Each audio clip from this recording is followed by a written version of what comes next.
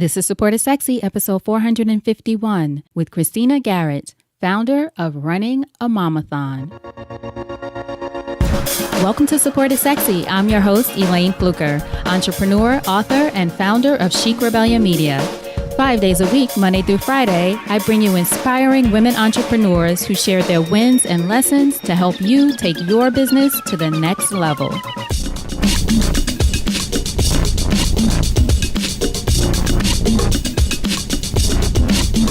Here we go.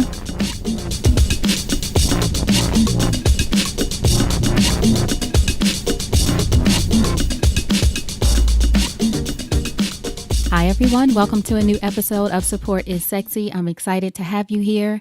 You know, it just would not be the same without you.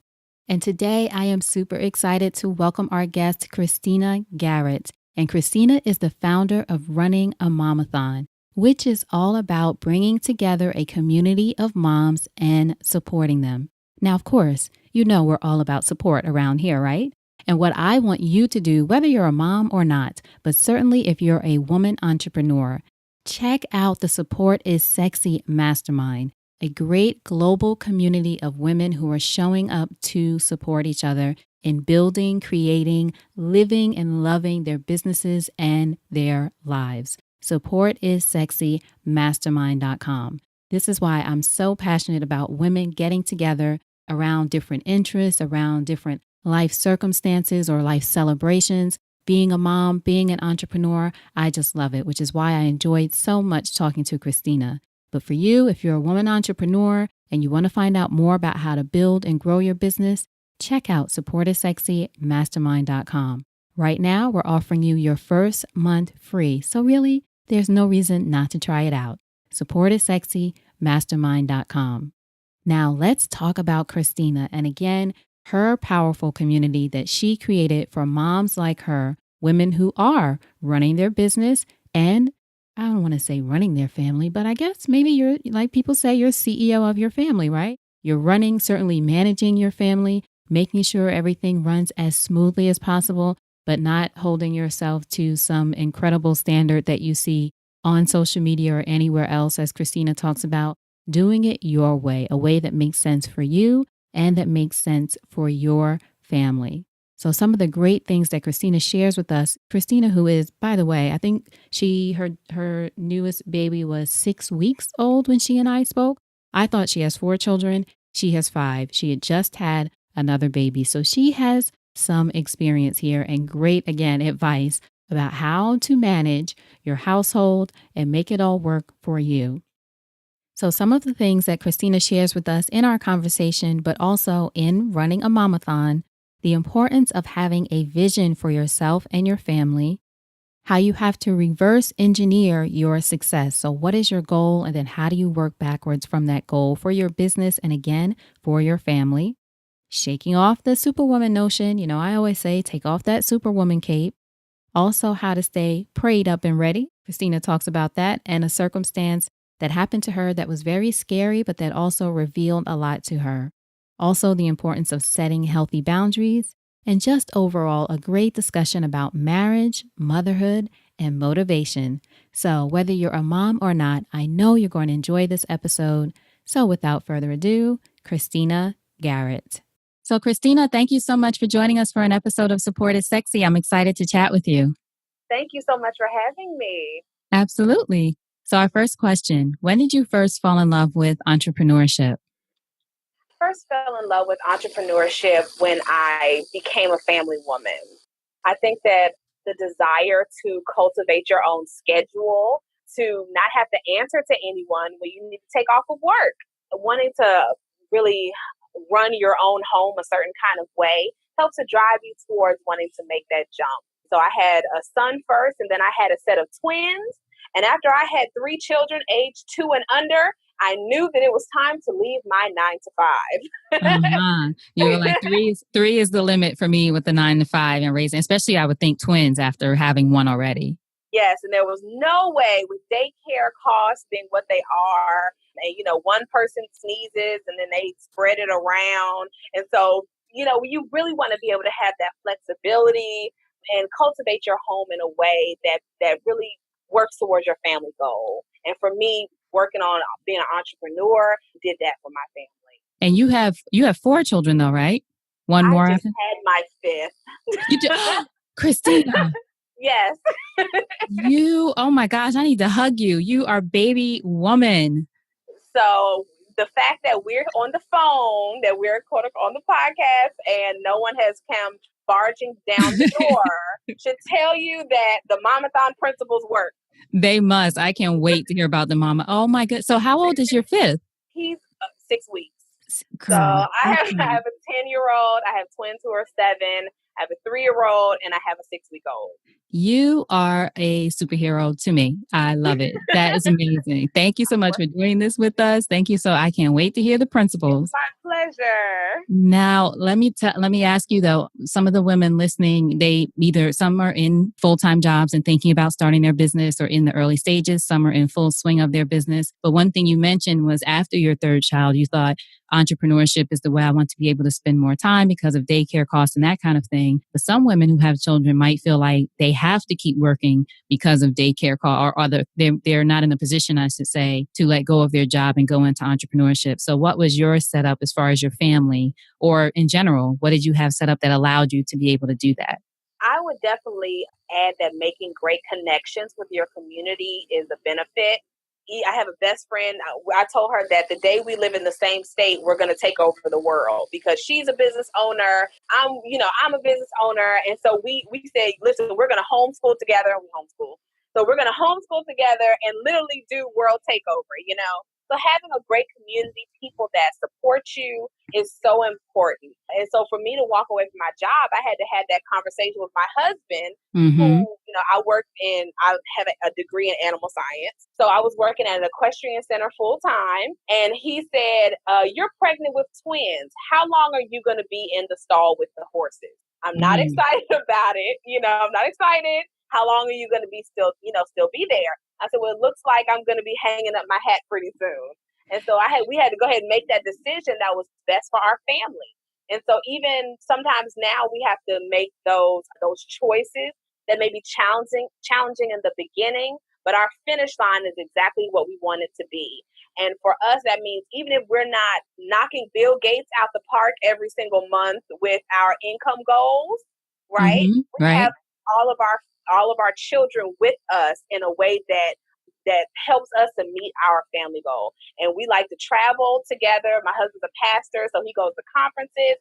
So when he travels, I want to be able to do those things with him.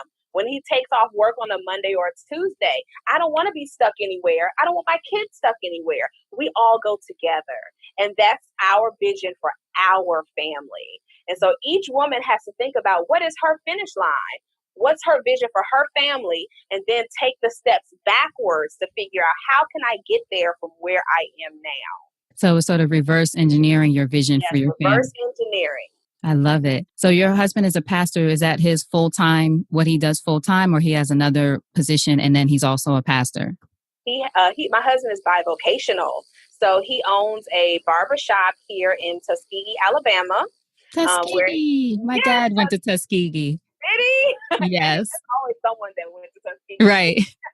But he owns a barbershop here. He's great at cutting hair. He never sits down. He goes in the shop, and I think he put something in those clippers.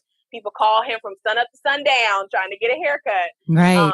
So he works several days a week there. He takes off Wednesdays and Sundays to go be at the church. Love it. Now, how important is it? You sort of talked about this, but just to reiterate that people do have this discussion, not only with their network, as you mentioned, your best friend and other people in your community, but starting with your family or the people who are going to be impacted, your husband, your partner, whoever that looks like. I would definitely say that communication is key. And so if you are actually going back and forth with those people in your community about the needs that you have, then you can begin to branch out in a different way. Tell us a little bit about how you, going back some to reverse engineering your success or your vision. I love that idea. What did that look like for you, just so people can sort of have an example? Like once you both decided, okay, I'm having twins, I'm not going to be in the stall anymore. What was the first step? Well, honestly, I didn't have a first step at that time. Mm-hmm. When I left my job pregnant, I think my son was 1.5 at the time, came home to focus on being a mom. and we had the twins, and I went through a host of emotions like any woman does, after she has children. And of course, I had a 2-year-old and 2 infants Wow. looking at me every day. And it was just quite an emotional roller coaster. I struggled with postpartum depression at that time, trying to figure out what direction am I even walking in? Mm-hmm. When all we do as women is serve sometimes, we forget who we are. And I like to internalize that God calls me by name. So he knows my name individually, not just as Stephen's wife or the mother to these wonderful children, but God has a purpose for me as an individual as well. But at that time, in that situation, I couldn't see that. And Mm-hmm. so as my husband was a wonderful support system for me, I had to shake off the notion that I was going to be superwoman at the time, and say, listen, I need help with this. He said, God is really building you up to do something. Like, you're going through all of this, but it's for a reason. And of course, I didn't believe him. Right. You're like, yeah, right. I'm tired. Yeah, I'm tired. You're crazy. You don't understand me. That's how we do. Mm-hmm. And so, but as time went on, I started picking up things for myself. And so that's where running a momathon came, because I was literally out running and God spoke to me and said, I want you to help women, and I want you to help coach women to feel fruitful. And I said, well, I really can't coach myself to do anything. So I'm trying to figure out what you're talking about. Aren't those conversations with God funny? God's like, They are I so funny. said, you're like, but this is what I'm thinking, or that's not what I envision. Like, I don't get that. I don't Right. really get that, That's not guy. it. You're talking to the wrong person. So I couldn't see that at the time, but he said, listen, I want you to do this. And so I came home and I said, baby, I'm going to start something called running a momathon. Like run a marathon, but it's for moms. And he said, okay, good. And it came together as just one woman telling her truth, and trying to be authentic about coming through postpartum depression, trying to figure out who I was again, enjoying life and thriving as a mother of 3 at the time. And that story caught on. We like to identify with people who are going to tell it like it is. And I just always try to be very open and vulnerable. And that manifested into having conferences. We're having a retreat our next retreat this fall. I do consulting and coaching with women who are frustrated, and we do something called turning your frustration into fruition, to where we identify those things that are driving you up the wall in your life, in your business efforts, in your home atmosphere, especially. And we help to kind of pick through those things and apply the finish line principle there. So what year was this when you had this amazing inspiration during your run? About what year? My twins are 7, so about 5 to 6 years ago. Okay, 5 to 6 years ago. Excellent. Now, were you born and raised in Alabama, or where are you from originally? No, I'm a DC girl. Oh, Yes, I'm from DC originally, and I came down to Tuskegee to go to the university. and was And your then plan to be a vet? You said you studied animal science, or what was your plan at the time? at the time, I came here for veterinary medicine, and then learned when I got here that I didn't want to be a vet. And so Mm-hmm. they actually have so many options in terms of working with animals, and I wanted to go into animal reproduction. Yes, and so I graduated, but I had a 3-month-old when I graduated from college.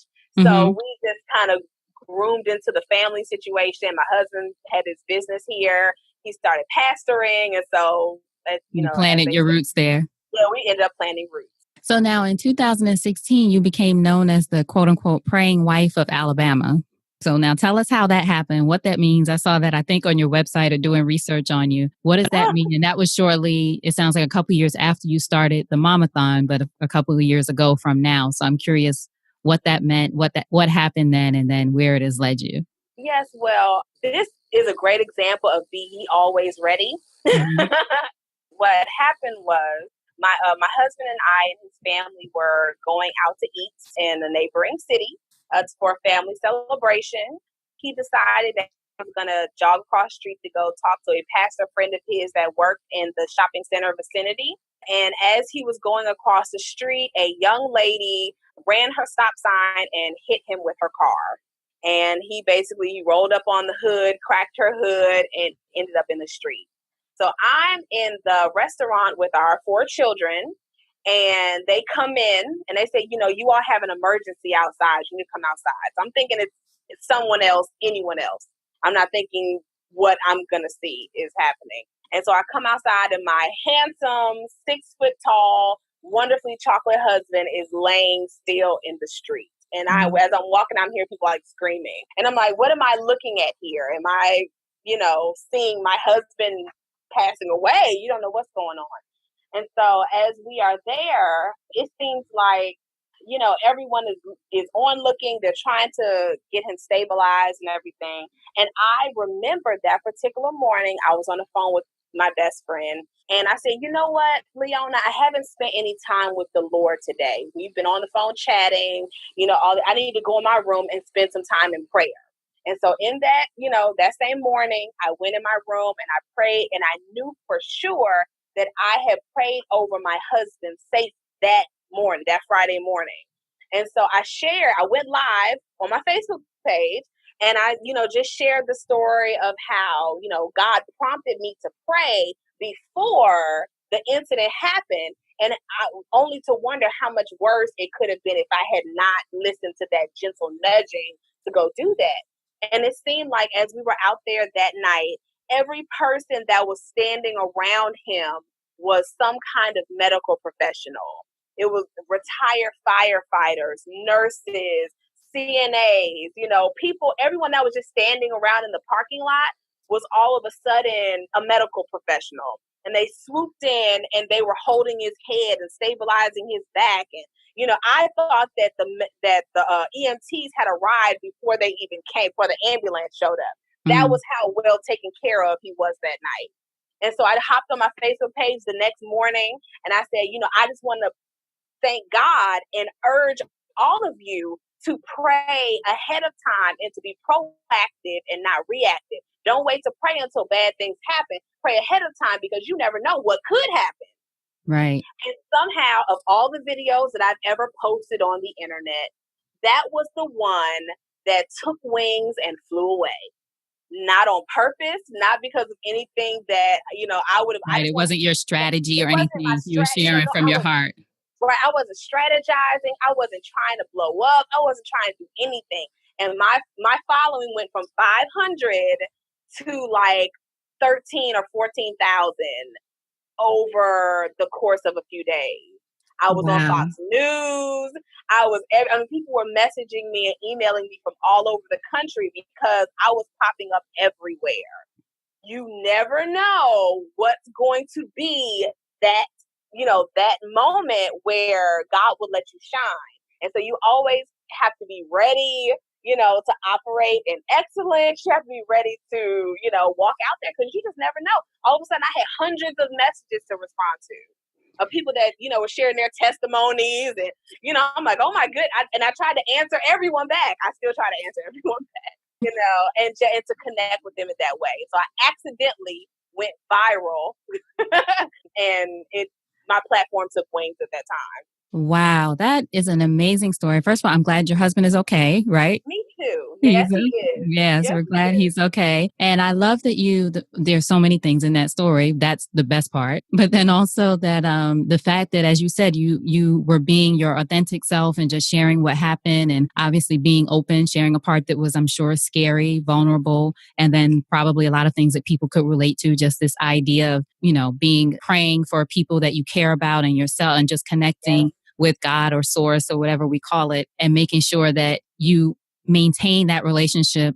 Well, I think definitely in case something happens, but I also try to make sure that I maintain a relationship when nothing is happening. Because sometimes I feel like we only go in prayer, or we only think about that when something's going wrong and we're asking for something or something like that, as opposed to one, just being grateful. Like, thank you, God. I say thank you, God, every morning. But then also, nothing's happening right now. Thank you, God, nothing is happening right now. You know what I mean? Like, thank you, God, it's quiet right now. Yes. Absolutely. I tell my husband sometimes that, we have 5 kids. It's loud in our house. They're, it's running and rolling.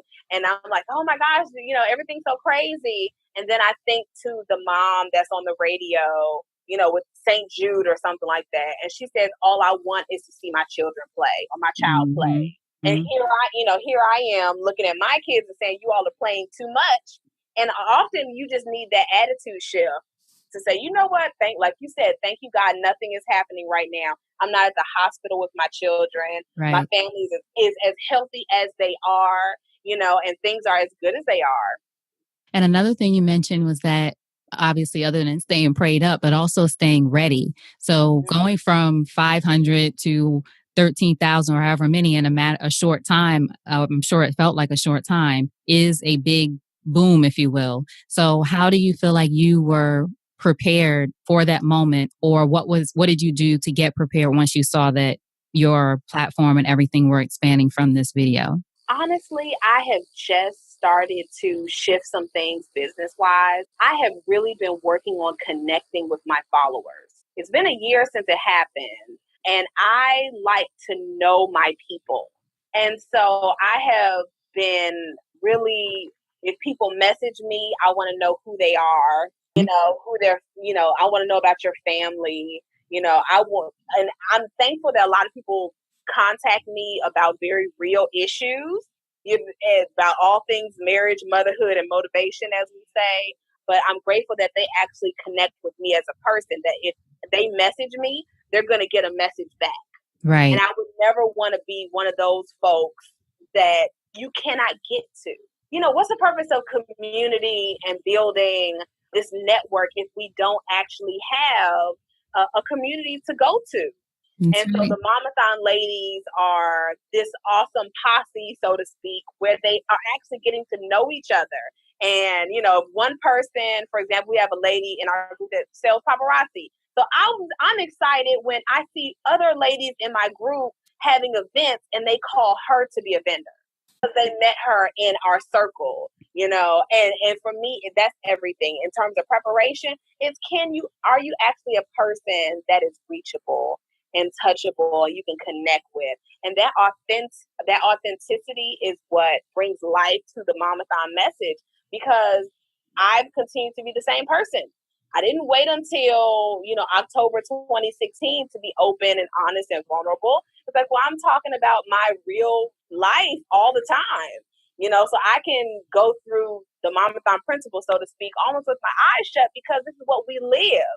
This is what we Mm-hmm. breathe. This is how we have any kind of success in our home life at all, is because we're actually trying to internalize that message and live it out. And I think the best preparation anyone can have is to live like you're in the spotlight already. That's right. I always say do the work when no one is watching. No one's watching.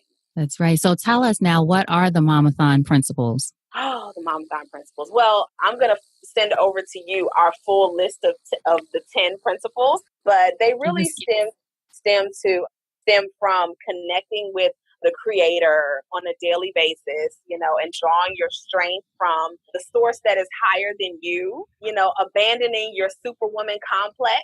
Mm-hmm. I And some say of that us, too. Take off the cape. yes, take off that cape, honey, because you're going down in flames trying to do everything. Right.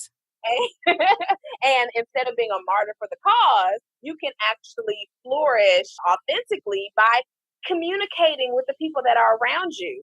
We've been talking for however long, and, my babies have not come and bum rushed the door, yet, because we talked ahead of time. I said, guys, mom has something going on. Sit down, be still, feed the baby, and you'll get cake after. Okay, mom. And then that's it. But we Mm-hmm. do this every day, So every day I tell them, guys, mommy can't do everything herself. You all are functioning members of this household. I talk to my husband. I say, baby, this is what I need. If I'm too exhausted on the night shift, I may have to poke him and say, hey, listen, sir, it's your shift.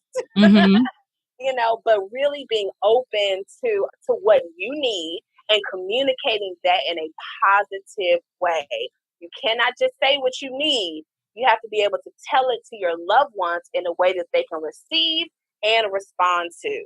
And that means choosing your words carefully in the right tone, and you'll actually get what you need if you do so. Now, these are things that these guiding principles, which you're going to send, I'll make sure I link to them, but that guides your group, but it also guides, I would imagine, your coaching and how you interact with the people that you work with within the group, right? Yes, absolutely. So do you do one-on-one coaching, or is it a group program that's primarily the driver of the momathon? I do one-on-one coaching. I also love to go and share with ladies at conferences and workshops and things of that nature. I mean, we're also getting ready to start our membership program next month. And Smart. so, yes, and so that's basically a one-stop hub for the Momathon ladies to get great training, tutorials, Bible study lessons, all of these things. We're going to post some workouts of the week. Nice. A wonderful collection of things that they know us for, really helping them to tame their priority management, to assess their hours in a positive way, to help them get their family on board with maintaining the house so you're not doing everything yourself, and getting your home moving in terms of a well-oiled machine. That's what Momathon is all about, and we want to infuse that into the membership program. And your group you have right now is mainly on Facebook? Is it a Facebook group? Yes.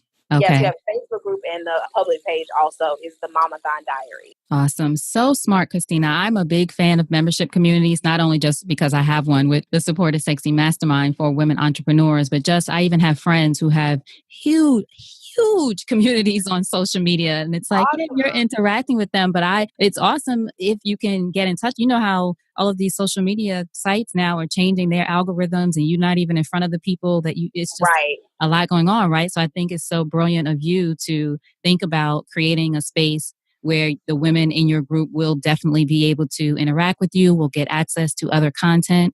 I just think whether you're building a community or like you already have one. And like my friend, I have a few that I'm trying to encourage to do this. It's so important to give people a way to whatever the investment is. Usually it's not thousands of dollars, like it might be to work with someone one-on-one, but they can invest and get content, information, and that sense of community and have that connection, which is what most of us want.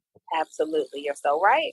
Very smart. I love it. So now what advice do you have for women listening who may be trying to figure out how to balance, say, their business and their ambitions with their family obligations and home life, which is different than just saying, how do you balance or work-life balance? But just because you're obviously an ambitious woman, have some aspirations of growing your business, and then you have this beautiful family at home. Well, there are a couple things. There's a awesome time management book called Eat That Frog by Brian Tracy. Okay. And he talks about battling procrastination. And so I think something that really gets a lot of us is when we tend to put things off for too long. And one way to overcome this is to go ahead and fight through what you don't want to do early on in the day. I always say kiss the frog first. I never heard of that book though. Eat That Frog. Yeah, right. So, you really have to, what is it that I need to do today? I need to make out my to-do list. And sometimes I have to pull out that thing that I really don't feel like doing. It might be exercising. It might be, assessing something, doing some work online, fixing something around the house, whatever that is, you need to pull that out and just go ahead and tackle it, because the day is going to go on. If something could go awry, it will. And you want to make sure that, the big thing that, that thunderous item on your to-do list is already out of the way. And I really like to apply the finish line principle to my to-do list as well. So right now on my wall, I have the things that I need to get done in the month of April. Not just today, but in this entire month, these are the 15 or 20 things that Christina needs to do this month. And then I backtrack to, okay, what do I need to take care of this week? And then I backtrack to, what can I do today? By really looking at the fullness of the list, I can go down and cross out one by one, adding this many trainings to the membership program, doing this interview, setting up this program, or doing this or doing that. I'm able to look at the big picture and then rewind back to smaller things. And another thing that I would absolutely encourage women to do is to apply something called the 80-20 rule. The 80-20 rule is that 80% of what you spend your time doing really only makes up 20% of like your real intrinsic external value. So what do I mean? If you're around the house all day long, most of the things that you're doing are not going to pop up in your eulogy one day. So God helped me to apply my time, my hours, and my moments in a way that's going to be long term beneficial. So no Mm-hmm. one really cares how clean my floor is. I care because I'm a Right. little OCD-ish, Right. and I want, how do I have 5 kids and want nothing on the floor? I don't know. But but that's how I am, and I like it a certain kind of way.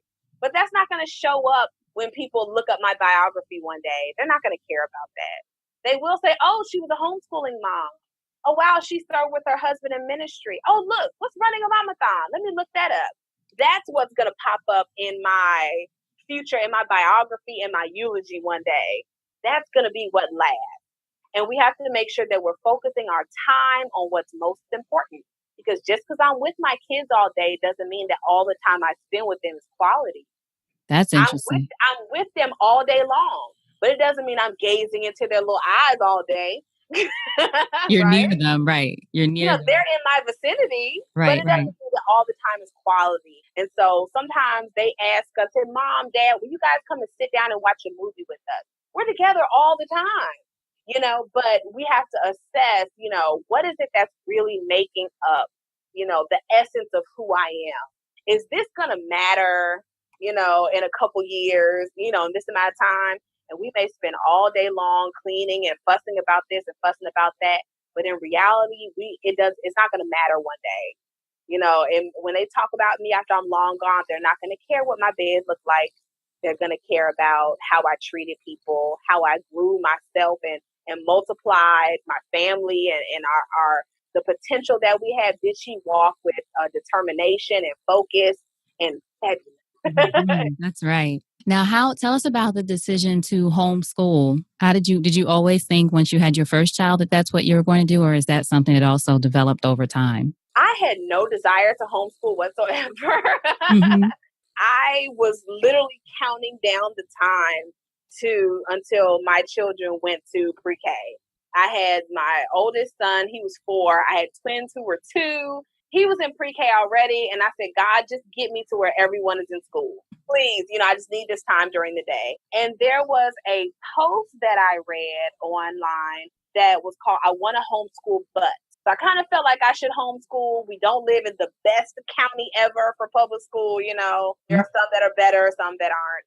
And the article said, "I want to homeschool, but," and she addressed all these different reasons why people would want to homeschool, but don't. And so for myself personally, the one that spoke to me was, "I want to homeschool, but my kids drive me crazy." That was my truth. So, and because of me reading that, she was talking about how sending your children to school doesn't fix anything. If anything, they're going to pick up more stuff that you're going to have to deal with. You have to help them Um, unlearn, right? yeah, you got to help them unlearn. And so she was saying that if your children, I'm paraphrasing, but if your kids are really wild, raging buffalo, that you can't be around, then that's a parenting issue and not a school issue.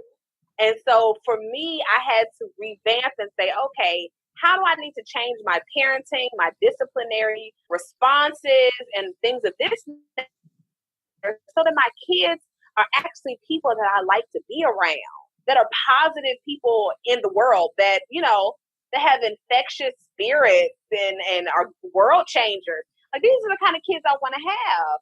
And I had to shift because, especially at the time, we didn't have any family close by. So it was just my husband and myself trying to figure it out. And I said, "Okay, baby, we're going to homeschool." But it really took some very intentional moves for myself to make me more patient, to actually address things when they happen and check them in the right way so that, that my kids can be children that I want at home. you know? Right. And Right. sometimes we don't, my kids drive me crazy like anyone else's, but they're hilarious and fun and they're well mannered. And, I just work on when things pop up, addressing it. And so schooling was never the problem. Like, sitting down to do school with them isn't the problem. The issue was, can I have them around me all the time? Can they be at the house with me? Can I handle that? And I had to intentionally shift some things and set boundaries with them and become uncomfortable in my own right to realize that there was some stuff that needed to be fixed behaviorally. Did you have any fear about them? Well, I guess you have a bigger family than some kids who are, parents who have maybe one child in homeschool and might worry about this. But I'm wondering if you had any of the concerns about your children being able to interact with other kids because they're not in a school environment. They're just around each other. How do you make sure they interact with other children? Well, we always that's a homeschooler joke that we have about the socialization. Uh-huh, right. So that's a It's a lot of common people, question people yeah, think. it's a very common question. People wonder, with your kids at home with you, how do they, learn how to do X, Y, and Z? And so because our children go with us everywhere, absolutely everywhere, if we go out of town, conferences, vacation, just a day off from my husband, they're always with us and they're talking to every person they see. Now, homeschool, we often think about it like this. In what place in your life, post high school, are you going to be around people that are your exact same age and demographic ever again? Right. Never. Never. So you want your children to be able to talk to anyone at any time, with tenacity and excitement and good manners and things of that nature. And so because they go with us, they don't stop talking. They're the most social children. And I also think that every child, no matter where they go to school, has to learn great social skills because as we can see, if you're an introvert in public school, you might be an introvert in homeschool because that's just your personality. That's who you are. That's who you are, That's right? who you are. And some of those who, they're a little off, they might be off no matter where they go to school. That's right. They, if that's their personality, that's who they are. So I have a very sarcastic child. I'd hate to think about what would happen to him in public school. Because he's so spirited and expressive and he can tackle anything and he just says whatever comes to his mind. I'm like, oh Lord. So for us socialization, they're always around people all the time. And, we're very involved in church and everything as well. So we have kids at church too. What does your support network look like? I am very open with my husband about what I need. And I am very intentional about sharing with him if I'm having a moment, as we all have, because he's the person that's the closest to me. He's my best friend, and he's going to see me up and see me down. And so some of us, we talked about, taking off the cape and not being superwoman. In order for us to create a positive support system, we have to be open with the people that are around us. We have to say, this is what I need and be okay with having that need and then look for how I can also support someone else. And so that would be my husband, good friends, most of who live all the way in other states across the country, but cultivating a community where we can be open with one another about the ups and the downs. And usually that's a handful of people, but you have to utilize those people. That's right. That's right. So what would you say entrepreneurship now has taught you about yourself as a woman? It's taught me that prior to, I struggle with completion. And even now, I have to force myself to be sure to finish what I start. Does your board help with all the things that you have to do for the month, kind of having it in front of you? Yes, it does. It absolutely does. And because I'm looking at the entire month, I can see how things build up, for example. So because our membership program is launching next month, for example, I can say, okay, well, I'm talking with this person to add this on so that when May 1st comes, we have this big, I have 10 to 15 trainings on there and not this amount or, all these things. So it helps to have building blocks to walk you towards your finish line. But it showed me that, hey, you know what, Christina, if you're tired, you're going to opt for sleep instead of this. And some destructive habits that are innate to us as people, we have to learn how to shake them off and say, you know what, I'm going to do this. I'm going to complete this and I'm actually going to do it and execute it with excellence. But sometimes we get tired and we don't want to do the hard work and the nitty gritty of, completing something. So that it taught me that about myself. But I will tell you that a couple years ago, I didn't want my daughter to be who I was at that time. Like after, my twins were 1 and 2 and I was struggling and unfocused and, I didn't want my daughter to be like that. I didn't want to be my daughter to be the stay-at-home mom that I was at that time. I didn't want her to be that person. So when you say you didn't want her to be that, that's a thing that pushed you to change, you mean?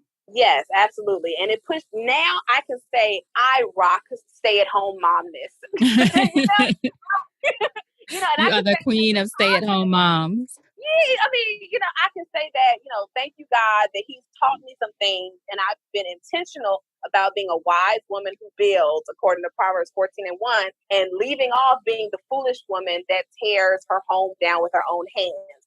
Every morning, you got to wake up and say, God, show me how I'm supposed to build today. What new block of concrete can I put on establishing my home and my family life today? And I think that's the ultimate drive, is to be an example, because girls are going to be like their mom or the women that they see in one way or another.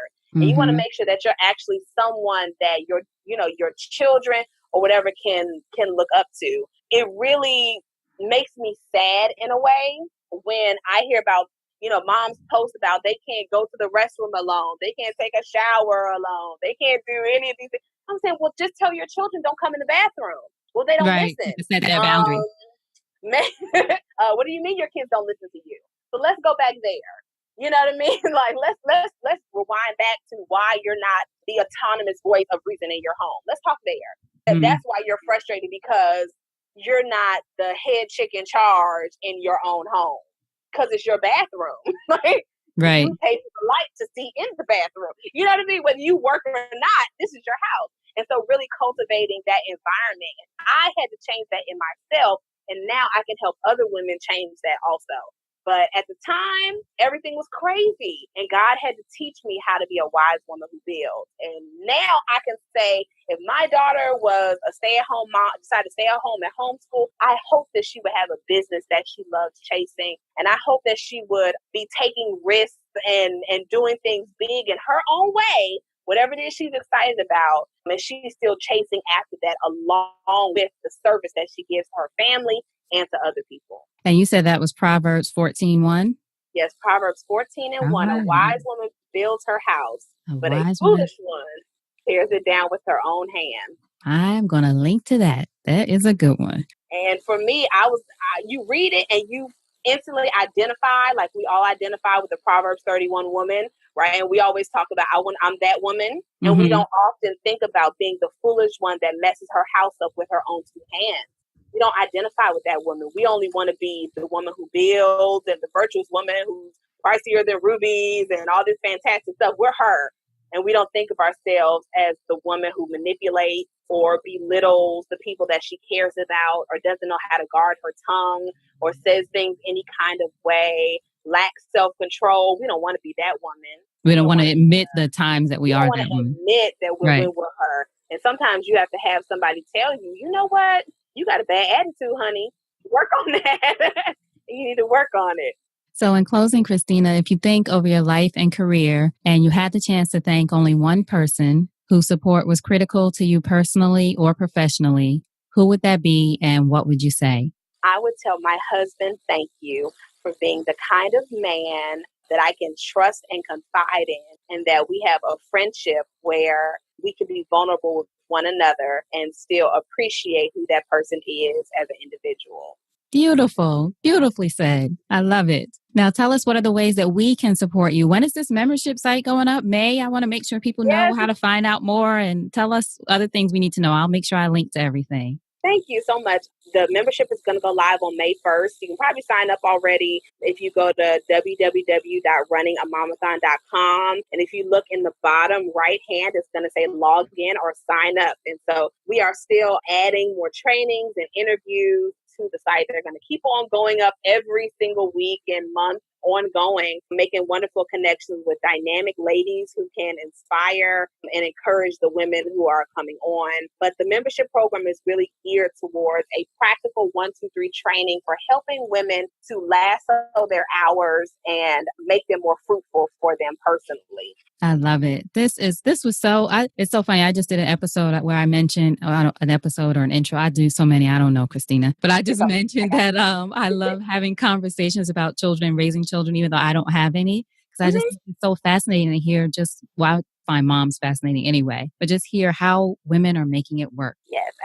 And everyone's system looks different. Mm-hmm. Mine may not Exactly. look like someone else's, but as long as you're fruitful where you are, that's what really matters. That's right. So I was going to ask you for a parting piece of advice from you to our listeners about anything. Would you say that was it, or you want to add anything else? I would just add to the ladies to invest in what matters the most. And a lot of the days it's going to change from one day to another. Mm-hmm. But it's important to really envision what your finish line is and work your way backwards and say, okay, today I have to do what matters the most and really invest in the people that I care about first and then branch out afterwards. Excellent. Christina, thank you so much. Hold on just a Thank second. you. All right. I hope you enjoyed that conversation with Christina. That was a good one. Make sure to find out more about her and to find out about running a momathon that you go to supportissexypodcast.com. Go to that search icon at the top and just search Christina, Christina. Her show notes page will pop up with the links and the resources. Again, how to find out more about running a momathon and ways to get in touch with her. Supportissexypodcast.com and just search Christina. Thank you so much for being here. You know I appreciate you. Make sure that we are connected on social media at Elaine Fluker at Support is Sexy. I love engaging with you there, connecting with you there, hearing about the episodes that you like. Tell Christina and I what you think about this episode. Again, love to connect with you. Love hearing from you. All right. So now, until we chat next time, always remember that you deserve support. And I'll talk to you soon. Take care.